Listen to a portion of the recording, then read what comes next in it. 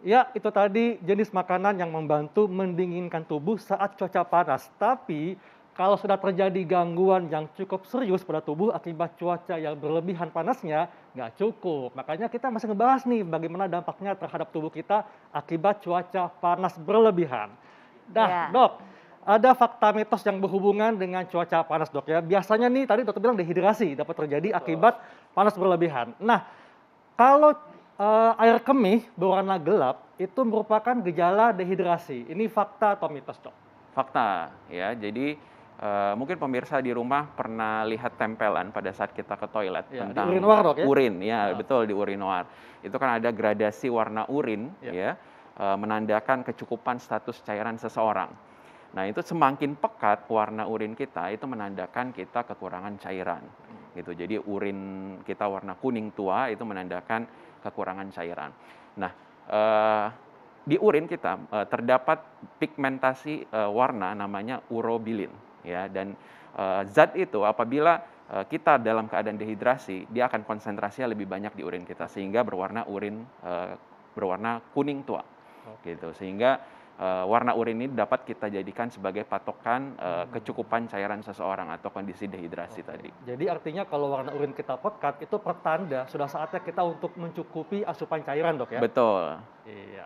Oke. Nah, Dok, jadi Dok, fakta mitos berikutnya, katanya cuaca panas ini dapat menyebabkan nafsu makan berkurang. Nah, ini fakta atau mitos? Nah, jadi, sebenarnya ini fakta ya, Dok, ya. Wah. Jadi, pada saat keadaan panas, sebenarnya tubuh kita akan secara otomatis mengurangi, kegiatan-kegiatan yang, menghasilkan panas. Salah Mmm, satunya adalah, makan ya? kegiatan mencerna makanan, Iya. gitu. Sehingga tubuh kita akan berespons ke otak kita untuk menurunkan nafsu makan. Tapi sebaliknya, tubuh kita akan menjadi haus, Iya. ya, sehingga kita akan mencari air biasanya kalau kita lagi kepanasan. Itu yang pertama kali dilakukan oleh tubuh kita. Jadi dalam kondisi seperti itu memang biasanya nafsu makan kita, menurun, Iya. gitu. Oke. Oke, makanya kalau panas-panas nyarinya es buah ya, yang Nah, segar-segar, yang Iya. manis-manis ya betul dokter betul. ya. Iya. Nah, Oke. Dok, ini kan tadi dikatakan bahwa gejala fisik akibat paparan cuaca yang berlebihan panasnya, itu kan seperti pusing, kemudian sakit kepala, bisa mual, bisa muntah. Nah, tapi juga ada gejala psikis, Dok, ya, seperti kebingungan atau gimana, Dok? Ya. Gejala psikisnya yang muncul? Jadi, sebenarnya gejala psikis ini muncul karena gangguan hemodinamik tubuh yang tadi Oke. saya jelaskan. Jadi, akibat cuaca panas sehingga pembuluh darah kita melebar dan tekanan darah kita akhirnya turun. Oke. Nah, tekanan darah turun ini tentu saja membuat kerja jantung lebih berat Ya. dan asupan darah ke otak kita akan menurun. Oke. Sehingga kadang-kadang kita merasa pusing, keliengan, Iya. nggak bisa mikir, sakit kepala, ya macam-macam keluhannya. Nah, Oke. Nah, betul. Dok, jadi Ya. sebenarnya kan cuaca panas ya, Dok, ya. Mhm. Tapi gimana sih tentang cuaca panas ini? Apakah dia itu di atas suhu normal tubuh baru dikatakan cuaca panas atau suhu yang berapa tuh, Dok, baru dikatakan cuaca panas yang bisa berefek kepada tubuh kita? Ya, rata-rata kalau dari penelitian, disebutkan cuaca panas itu di atas 38 sampai 40 derajat Celcius. Oke. Jadi memang cukup panas Ya. gitu ya. Normalnya suhu tubuh kita berkisar Ya. 36,5 sampai 37,5 ya, dan di atas 38 itu kita udah sebut sebagai, Ya. cuaca panas. Oke.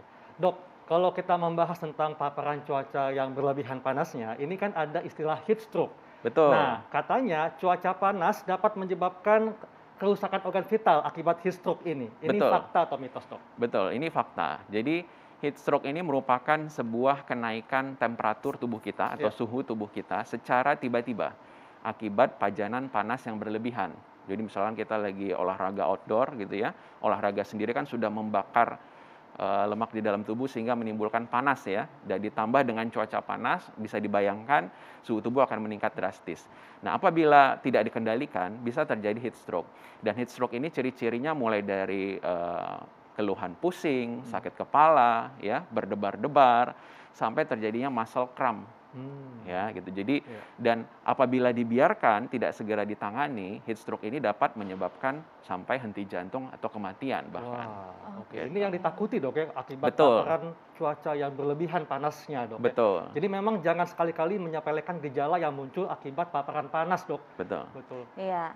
Nih selanjutnya nih dok, fakta mitos berikutnya, katanya wanita lebih rentan terhadap cuaca panas, bisa kena hipotermia daripada pria. Nah ini fakta atau mitos? Iya. Nah, ini mitos ya. Jadi sebenarnya baik pria ataupun wanita itu memiliki resiko yang sama terhadap cuaca panas dan dua-duanya beresiko terhadap terjadinya hipotermia atau hiponatremia. Iya. Kenapa? Karena tadi terjadinya kondisi yang disebutkan sebagai dehidrasi atau kekurangan cairan. Itu yang menyebabkan suhu tubuh kita turun ya, kemudian garam-garam atau elektrolit di dalam tubuh juga hilang gitu sehingga terjadilah hiponatremi tadi. Oke. Oke. Dok, kan kita nggak bisa pungkiri dok ya bahwa dalam kondisi saat ini terjadi peningkatan suhu secara global. Betul. Nah, bagaimana caranya, apalagi kita nih yang tinggal di iklim tropis, supaya Betul. kita bisa menghindari terpapar panas yang berlebihan? Karena panas itu nggak hanya di siang hari dok, tapi malam pun terasa panas dok. Iya. Nah, ini bagaimana dok tipsnya supaya kita bisa menjaga kondisi tubuh kita tetap sehat dan bugar? Baik. Nomor satu, kita harus pastikan bahwa kita minum cukup. Ya. Ya, cairan tubuh kita cukup. Bagaimana cara menghitungnya? Adalah rumus standarnya 30 cc per kilogram berat badan. Jadi kalau misalnya berat badan kita 50 kg, kita butuh sekitar 1,5 liter minimal per hari. Gitu. Jadi jangan malas minum intinya. Kemudian nomor 2, hindari aktivitas-aktivitas outdoor ya yang berpotensi terhadap pajanan panas yang berlebihan. Gitu. Kalau bisa kita cari tempat yang lebih sejuk. Misalkan kita mau exercise atau olahraga, kita bisa cari tempat yang lebih sejuk. Kemudian yang ketiga, untuk menghindari bahaya dari pajanan sinar UV matahari, jangan lupa selalu gunakan sunblock ya pada Betul. saat kita keluar rumah. Ya. Itu penting sekali karena kita ketahui bersama bahwa pajanan sinar UV ini beresiko terhadap kejadian kanker kulit. Iya. Gitu. Kurang lebih seperti itu, Betul. Dok. Dan tentunya gunakan pakaian longgar berwarna cerah dok ya. Betul. Nah kalau mandi dok, ini baiknya menggunakan air dingin atau air biasa dok ketika cuaca panas? Sebenarnya apapun boleh Oke. ya gitu. Jadi asalkan dia dapat menurunkan suhu tubuh kita. Oke. Gitu. Pajanan terhadap air sendiri kita sudah menurunkan tubuh kita, menurunkan suhu tubuh kita. Iya. Oke, baik dok. Terima Baik, kasih Dok. untuk Terima penjelasannya. kasih banyak Sama-sama. penjelasannya. Nah, pemirsa, semoga yang diberikan tadi bermanfaat untuk pemirsa di rumah. Betul. Dan sesaat lagi nih Kak, kita mau membahas tentang apa? Tentang daun kemangi. Ini saya suka karedok nggak? Wah, enak banget tuh karedok. Itu kan ada daun kemanginya ya. Betul. Nah, kira-kira daun kemangi ini bagus nggak ya? Apa aja ya khasiatnya ya? Kita akan bahas manfaatnya daun kemangi sesaat lagi. Tetap di Hidup Hidup Sehat. sehat.